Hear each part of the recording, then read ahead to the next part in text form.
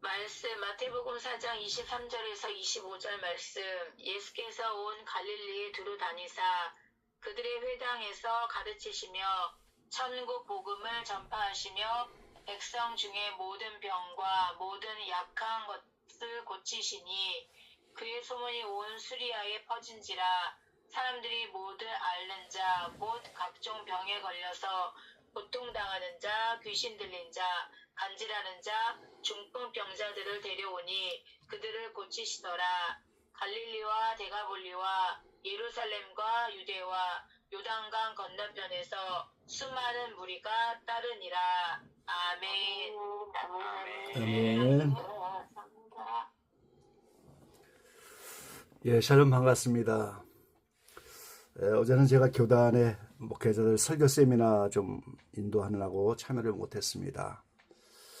이번 시즌에는 제가 성경에 나타난 치유의 방법들 시리즈, 그런 시리즈로 말씀을 좀 전하려고 하는데요. 오늘 첫째 번 시간입니다. 예수님의 3대 사역, 이런 제목으로 함께 은혜를 나누도록 하겠습니다. 예수님의 3대 사역은 성경 곳곳에 나타난 것처럼 천국 복음을 전파하시는 것, 그리고 이제 두 번째로 병을 고치시고, 세 번째 귀신을 쫓아내시는 일이에요.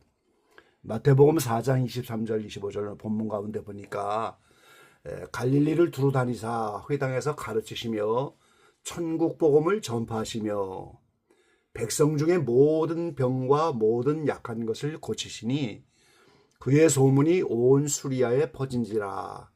사람들이 모든 앓는 자, 곧 각색병, 이 병의 종류가 얼마나 많습니까? 각색병, 고통에 걸린 자, 귀신 들린 자, 간질하는 자, 중풍병자들을 데려오니 저희를 고치시더라 그랬습니다. 그래서 천국복음 전파하시고 병을 고치고 귀신을 쫓아내는 것이 예수님의 3대 사역이었습니다. 마가복음 1장에도 보면은 1장 15절에 하나님 나라가 가까웠으니 회개하고 복음을 믿으라, 이렇게 복음 전파하시고, 1장 26절에 보면 더러운 귀신이 경련을 일으키고 나오는 그런 모습도 보여주시고, 34절에 보면 각색 병든 많은 사람을 고치며 많은 귀신을 내어 쫓으시되, 이렇게 말씀하고 있어요. 그래서 성경 곳에 3대 사역을 계속 하시는 것을 우리가 볼 수가 있죠. 주님이 마지막으로 승천하시면서도 명령을 하십니다. 너희는 온 천하에 다니며 만민에게 복음을 전파하라. 믿고 세례를 받는 사람은 구원을 얻을 것이요 믿지 않는 사람은 정죄를 받으리니 믿는 자들에게는 이런 표적이 따르리니 내 이름으로 귀신을 쫓아내며 새 방언을 말하며 뱀을 집으며 무슨 독을 마실지라도 해를 받지 아니하며 병든 사람에게 손을 얹은즉 나으리라 하시더라. 이 마지막으로 명령하신 내용도 예수님이 하셨던 3대 사역, 복음 전파하고 귀신 내쫓고 병 치료하는 것, 이거를 명령하시는 모습을 우리가 볼 수 있는 거죠. 그래서 제자들의 3대 사역도 예수님처럼 똑같이 천국 복음 전파하시고 병을 고치고 귀신을 쫓아내는 것. 그래서 제자들 사역일 뿐 아니라 바울의 3대 사역도 사도행전을 통해서 보면 똑같았습니다. 그리고 오늘날 모든 사역자의 3대 사역이 이런 예수님을 본받고 제자들을 따라서 또 바울을 본받아서 우리도 이 세 가지 3대 사역이 모든 사역자들의 사역이다 하는 사실을 알 수가 있습니다. 자, 먼저 용어를 좀 잠깐 정리하고 넘어가려고 하는데요. 자, 일반적으로 치료라고 하는 말 있잖아요. 병을 치료한 겁니다. 근데 성경에서는 병 고치는 은사, 이런 말로 표현하셨죠. 은사로, 성령을 통해서 은사 주시는 걸로. 그래서 신유라고 하는 말 있잖아요. 제가 이제 영상에는 한문을 좀 올려놨는데요.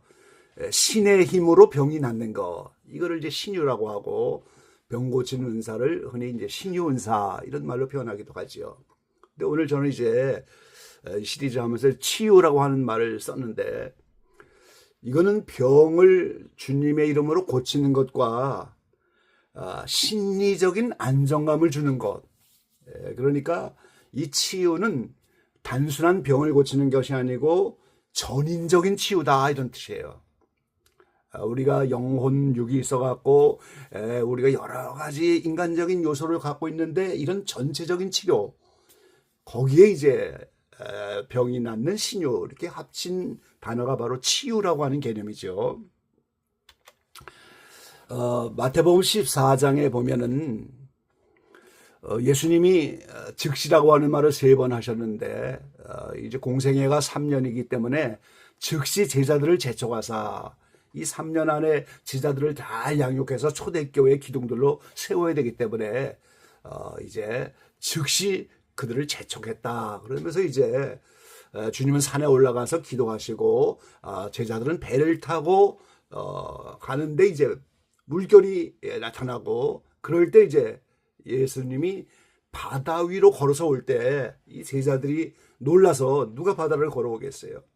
무서워서 소리지건을 예수께서 즉시 일러 가라사대 안심하라내니 두려워 말라. 그리고 이 베드로가 이제 물 위로 잠시 걷다가 이제 또 빠져서 그때도 즉시 손을 내밀어 저를 붙잡으셨어요. 그러니까 주님은 우리를 치유하시되 안심하도록, 두려워하지 않도록, 또 실제 물에 빠진 자를 건져내시면서 이렇게 다양한 전인적인 치유를 하신다는 사실을 우리가 성경 곳곳에서 볼 수가 있다는 거죠. 그래서 이 치유라고 하는 말은 전인적인 치료입니다.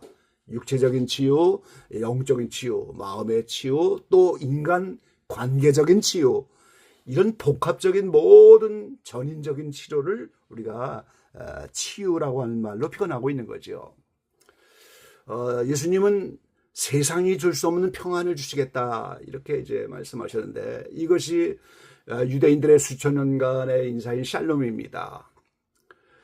자, 이 샬롬이라고 하는 말이 머리부터 발끝까지 모든 각각의 지체가 하나도 부족함이 없이 완벽한 조화를 이룬 것이 샬롬이거든요.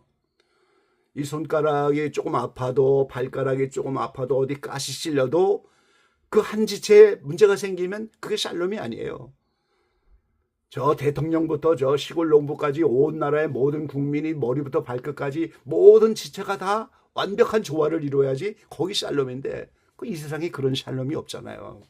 나라가 평안합니까? 뭐 가정이 평안합니까? 교회가 평안합니까? 내 개인의 몸이, 그래서 우리가 밤새 안녕하십니까? 이렇게 뭔가 조금이라도 이상이 있으면 그게 샬롬이 아니거든요. 그런데 주님은 세상이 줄 수 없는 평안, 그래서 영적으로, 정신적으로, 육체적인 총체적인 치료, 이거를 이제 치유라고 하는 용어로 이렇게 사용하는 것이 적합하다 하는 그런 뜻이죠.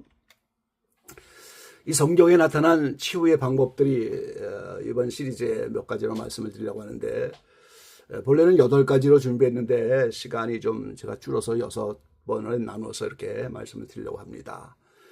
성경에 나타난 치유의 방법들은 말씀이 있죠. 말씀으로 치유하시고, 가장 많은 치료입니다.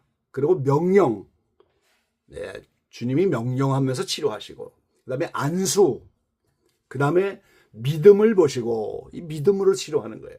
그리고 회개하면서, 회개가 이제 치료의 방법이죠. 또 기적을 나타내면서, 그 외에도 수많은 정하신 방법이 있어요. 뭐 진흙을 바르기도 하시고, 물에 가서 씻기도 하고, 요단강에 가서 1번 씻기도, 뭐 여러 가지 방법, 이 기타, 이런 많은 방법들이 있어요. 오늘 1시간을 이제 빼고 나머지 5시간에 한꺼번에 묶어서 이렇게 정리를 해서 말씀을 나누려고 하는데요. 근데 오늘 이 치유 사역을 이제 우리가 시리즈로 하면서 참고할 점을 오늘 좀 중점적으로 말씀을 드리려고 합니다. 우리가 치유 사역을 하면서 예수님의 3대 사역을 본받아서 이를 따라해야 되는데, 우리가 귀신도 쫓아내고 병도 고치고 또 복음도 전파하고 이러는데, 이런 치유 사역을 전인적으로 할 때 오늘 우리가 몇 가지 참고할 점이 이제 있는데, 그거는 이 치유 사역이 영적 성장과 비례한다 하는 사실, 이거를 좀 참고할 필요가 있어요. 영적 성장과 무관하지 않다. 그리고 영적 성장과 상관없이 성령의 뜻대로 다양하게 은사를 주신다. 그러니까 이제 잠시 후에 설명을 드리겠습니다만, 어린아이인데도 신동이라고 하는 말을 들으면서 뭐 도로또를 잘한다든가 뭐 특별한 재능을 가진 그런 아이들도 있잖아요.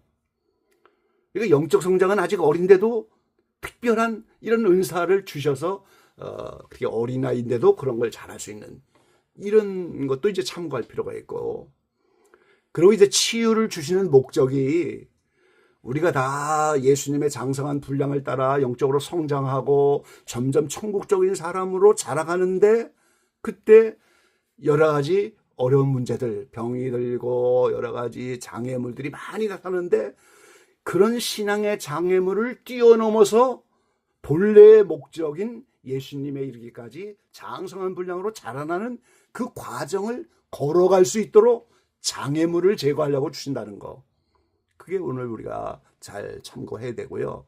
그리고 여러 가지 그 치유가 일어나는 때가 있다 하는 사실이에요. 이것도 우리가 이제 참고를 해야 됩니다. 자, 제일 먼저 영적 성장과 비례한다. 그런데 제가 이제 영상을 좀 오늘 복잡하게 그려서 올렸는데요. 이제 나중에 보시기 바랍니다. 마태복음 10장 1절에 보면은 제일 먼저 12제자를 파송하시는 말씀이 나오잖아요. 이게 제자들을 부르시고 1차 전도여행을 떠나게 하면서 주신 말씀이에요. 예수께서 그 12제자를 부르사 더러운 귀신을 쫓아내며 모든 병과 모든 약한 것을 고치는 권능을 주시니라 그랬어요. 자, 주님이 제자들을 12명을 채워서 부르시고 전도여행을 내보내면서 그 제자로서의 사역을 시작하면서 오늘 여러 가지 병 고치고 약한 것을 고치고 귀신 쫓아내는 권능을 그때부터 주셨어요. 그런데 이거는 실습 과정, 훈련 과정의 시작이다 하는 사실을 우리가 알아야 한다는 거예요. 또 추후에 2차 전도여행을 또 하게 되고, 그리고 3년 동안 훈련을 잘 받고 요한복음 14장에 가서 보면 그때 오순절을 앞에 놓고 제자 훈련을 다 마치면서 예수님의 3대 사역을 계승하며 초대교회를 세워나가는 그때는 또 말씀이 달라요. 그래서 요한복음 14장 12절에 보면은 내가 진실로 진실로 너희에게 이르노니 나를 믿는 자는, 그러니까 요한복음 14장에 믿는 자다 이 말은 예수님을 따라다니면서 처음 믿을 때의 그 믿는 자와 의미가 다른 겁니다. 로마서 1장 17절에 믿음에서 믿음으로 이른다 그러잖아요. 아니, 예수님 믿지 않는데 뭐라고 쫓아다니겠어요? 예수님을 믿으니까 따라다니면서 예수님을 따라 예수님과 같은 그 하시는 일을 배우고 실습하면서 따라가는데, 요한복음 14장에 공생애가 끝나는 그때는 믿음에 이르는 오순절을 앞에 놓은 훈련이 끝나가는 그때, 그러니까 출발할 때 믿는 자와 도착할 때 믿는 자는 다르다는 개념이에요. 그래서 요한복음 14장에 와서 나의 하는 일을 저도 할 것이요 또한 이보다 큰 것도 하리니 이는 내가 아버지께로 감이니라. 너희가 내 이름으로 무엇을 구하든지 내가 시행하리니 아버지로 하여금 아들로 인하여 영광을 얻으시게 함이라. 내 이름으로 무엇인지 내게 구하면 내가 시행하리라 그랬어요. 이 훈련이 끝났기 때문에 제자로서 더 큰 일도 할 수가 있고, 주님의 이름으로 무엇이든지 구하면 주님이 시행하겠다고 여기서 약속을 해주셔요. 그래서 초대교회를 세워나갈 수 있는 장성한 일꾼들이 되는 거예요. 그러면서 너희가 나를 사랑하면 나의 계명을 지키리라. 처음 예수님의 부름을 따라 이제 파송받을 그때는 주님을 사랑한다 하지만 계명을 지킬 수 있는 그런 실력이 없었어요. 그런데 이제 3년 동안 훈련을 끝나고 나니까 나의 계명을 지키리라 이렇게 말씀하셨어요.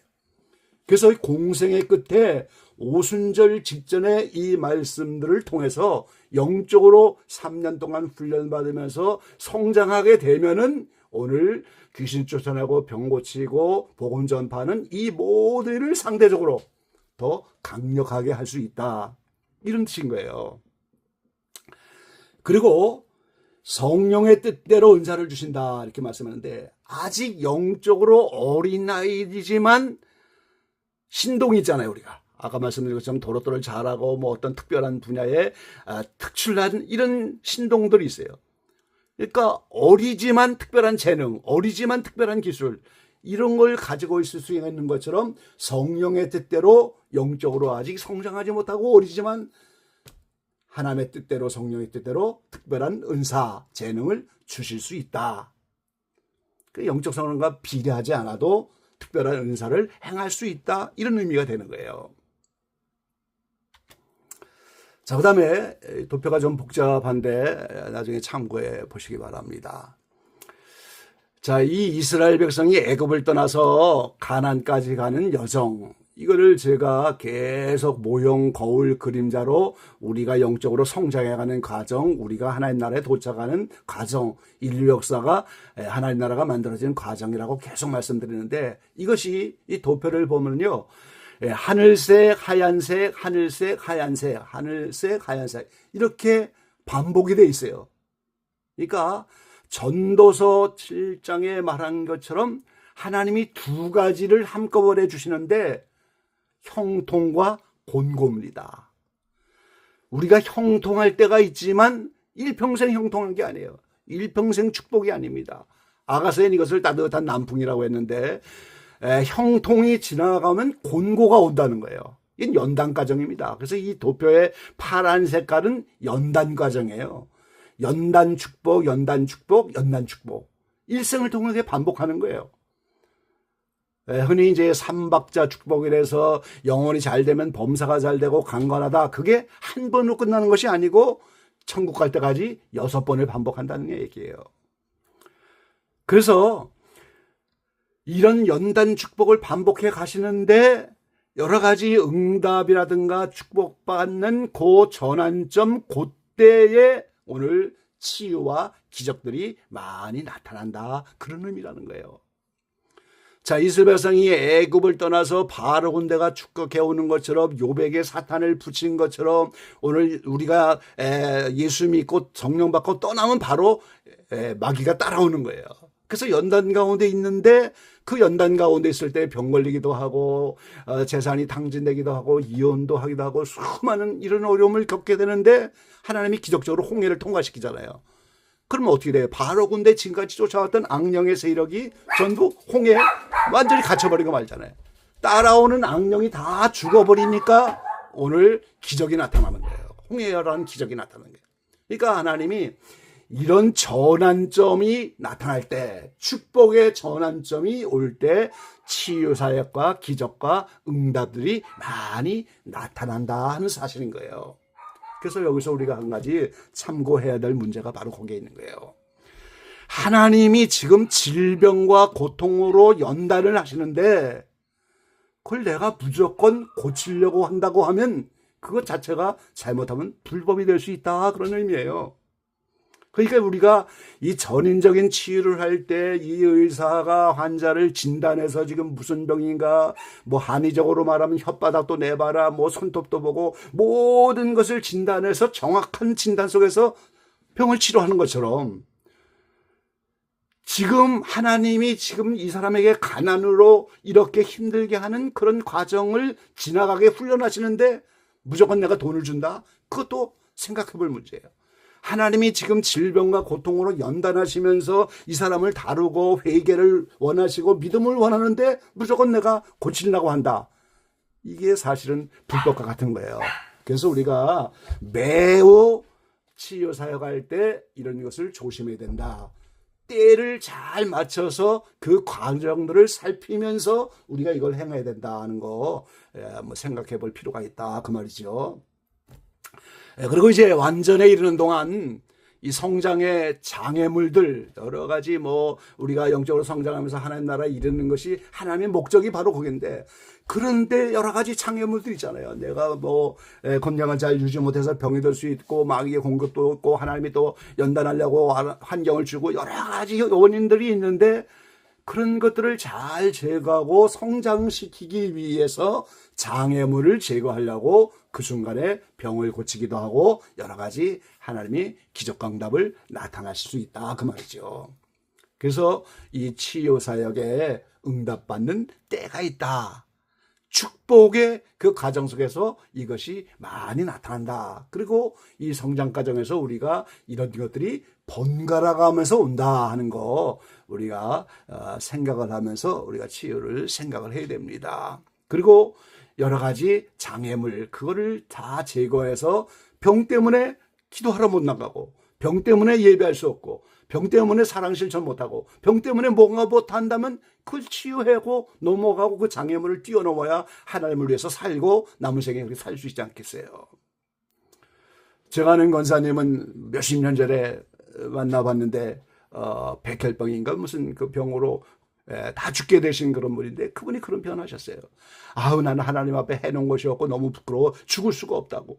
그 간절한 그런 마음의 소원으로 이제 얼마 후에 치료가 되셨는데, 지금까지 자녀들의 그 기도원을 지켜가면서 지금까지 그렇게 건강한 몸으로 사역을 하면서 그렇게 지금까지 지내는 모습을 제가 볼 수가 있었거든요. 수십 년 전 얘기입니다. 그러니까 어떤 장애물, 나는 주님을 위해서 남은 생애를 살아가야 되고 더 나에게 맡겨질 일을 감당하려고 하는데 이 장애물이 있기 때문에 그걸 뛰어넘게 하시려고 하나님이 치유하실 거예요. 그럼 그 뛰어넘는 그 자리가 바로 대부분 우리가 내 성장 과정의 전환점이 되는 그런 기준일 때가 많다는 거. 요거를 조금 우리가 생각하면서 우리의 성장 과정에서 형통과 권고, 축복과 연단, 남풍, 또 매서운 북풍, 아가서에는 그렇게 표현했죠. 남풍과 북풍, 이런 환경이 번갈아 오는 이런 복합적인 전체적인 이거를 생각하면서 치유의 때를 우리가 잘 살펴볼 필요가 있다. 이거를 참고해야 한다는 겁니다. 누가복음 4장 25절로 27절 말씀에 보면은, 내가 참으로 너희에게 이르노니 엘리야 시대에 하늘이 새해 여섯 달을 닫히어 온 땅에 큰 흉년이 들었을 때 이스라엘에 많은 과부가 있었으되 엘리야가 그중 한 사람에게도 보내심을 받지 않고 오직 시돈 땅에 있는 사렙다의 한 과부에게 뿐이었으며, 또 선지자 엘리사 때에 이스라엘에 많은 문둥이가 있었으되 그 중에 한 사람도 깨끗함을 얻지 못하고 오직 수리아 사람 나아만 뿐이니라. 예수님 당시에도 많은 병자가 있고 귀신 들린 사람 많지만 모든 사람이 다 치료받는 거 아니잖아요. 엘리야 때도 사렙다 과부 한 사람에겐 보냈고 엘리사 때도 수많은 문둥이가 있지만 수리아 사람 나만 그 사람만 깨끗함을 받지 않았느냐. 이 주님이 직접 말씀하신 거예요. 그러니까 이 주님이 이런 말씀 속에서 우리가 모든 것이 다 100% 치유된다. 이건 아닙니다. 하나님이 보내신 사람이 있고 그 사람의 때가 있고 하나님이 다루시는 섭리가 있고 이런 것을 복합적으로, 그래서 치유사역은 영적 때를 알고 원인을 진단하는 지혜와 분별력이 필요한 사역이다. 이것을 우리가 참고해야 된다는 겁니다. 이런 예수님의 3대 사역을 본받아서 이 시대도 당연히 모든 제 사역자들과 우리 모두는 주님을 본받아서 이런 사역을 해야 마땅합니다. 우리가 천국 복음을 전파도 하고 병을 고치고 귀신을 쫓아내고 당연히 해야 되죠. 그런데 이런 것들이 영적 성장과 비례할 수 있고 제자들이 훈련이 끝나면서 더 강력해지는 거예요. 그러니까 오순절이 되면 놀라운 역사가, 주님보다 더 큰 일을 한다고 말씀하신 그대로 역사가 나타났죠. 그리고 아직 성장은 안 됐어도 하나님이 특별한 재능과 은사를 주어서 이런 사역을 감당하게 하신다. 더 겸손하게 감사함으로 감당을 해야 되겠죠. 그리고 치유사에게 때가 있을 수 있다. 그래서 원인을 진단하고 이걸 다루는 지혜와 분별력이 필요하다. 대부분 어떤 전환점이 오는 그때 홍해를 건넌다거나 요단강을 건넌다거나 또 이제 이스라엘의 다른 군대들이 쳐들어오는데 하나님이 여호와니시로 승리하게 한다거나 그런 이스라엘의 모형을 따라 우리가 그대로 그 모형대로 성장해 가는 그때 전환점에 이런 역사들이 많이 나타난다. 이런 거를 조심 있게 살피면서 전반적으로 이런 사역을 해야 한다. 그런 의미입니다.